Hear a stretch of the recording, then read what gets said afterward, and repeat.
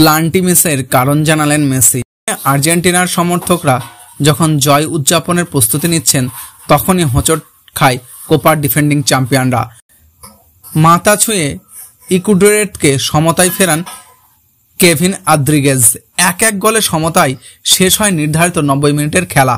Copa আমেরিকার নিয়ম মেনে ম্যাচ চলে যায় সরাসরি প্ল্যান্টিক শুট আউটে।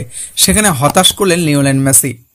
টাইব্রেকারে মেসি এসেছিলেন দলের প্রথম প্ল্যান্টিনিতে। গোলরক্ষক আলভেরাজ ডামিন্টেজকে বিভ্রান্ত করতে পেরেছিলেন ঠিকই, কিন্তু তার পেনকাটার শট বারপোস্টে লেগে চলে যায় উপরে। কিন্তু প্ল্যান্টিতে আর্জেন্টিনার ত্রাতা মার্টিনেজ 2 প্ল্যান্টি থেকে আরও একবার নায়ক বনে যায় এমি মার্টিনেজ।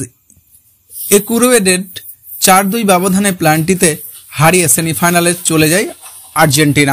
গ্রুপ পর্বের শেষ ম্যাচে চিলির বিপক্ষে ইনজুরির কারণে খেলতে পারেননি মেসি। কোয়ার্টার ফাইনালে ইকুয়েডর বিপক্ষে ম্যাচেও তার খেলা নিয়ে শঙ্কা ছিল, তবে শঙ্কা উড়িয়ে এদিন শুরু থেকেই ছিলেন ঠিকই, কিন্তু চেনা ছন্দে ছিলেন না মেসি। ম্যাচ শেষে ইন্টার মায়ামির তারকা জানালেন ইনজুরির কারণে তাকে সতর্ক থাকতে হচ্ছে। তিনি বলেন, আমি এখন ঠিক আছি, কোনো অস্বস্তি নেই। আবার চোটে পড়ার বা অস্বস্তিতে ভোগার মানসিক ভয় সবসময়ই ছিল, তবে পেশিতে কোনো সমস্যা নেই। কোচ জিজ্ঞাসা করছিলেন খেলতে প্রস্তুত কিনা, আমি হ্যাঁ বলেছি। মেসির প্ল্যান্টি মিসের পর দিবু নামের বেশ পরিচিত এলিয়ান মার্টিনেজও 2টি সেভ না করলেও ছিটকে যেতে পারত আর্জেন্টিনা। প্ল্যান্টি নিয়ে মেসি বলেন, খুব বিরক্ত লেগেছে নিজের ওপর, ভেবেছিলাম কিকটা ভালোই হবে। আমি 2 গোলকিপার দিবুরুপুয়ের সঙ্গে কথা বলেছিলাম। এই কিকটা অনুশীলন করা হয়নি, শুধু কথা বলেই নিয়েছিলাম। আমার চেষ্টা ছিল বলটা আস্তে করে মারতে, কিন্তু উঁচুতে উঠে গেল।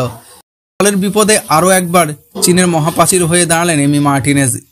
একুয়েডর টানা 2 শট ঠেকিয়ে জয়ের নায়ক বনে যান। ম্যাচ শেষে তার প্রশংসা করেছেন মেসি। তিনি বলেন যে আমি জানতাম এই ধরনের সময়ে দিবু দাঁড়িয়ে যাবে, এই ধরনের মুহূর্তেই ওর পছন্দ, যেটা তাকে বড় করে তুলেছে। ও গোলবারের নিচে থাকলে অন্যরকম হয়ে উঠত।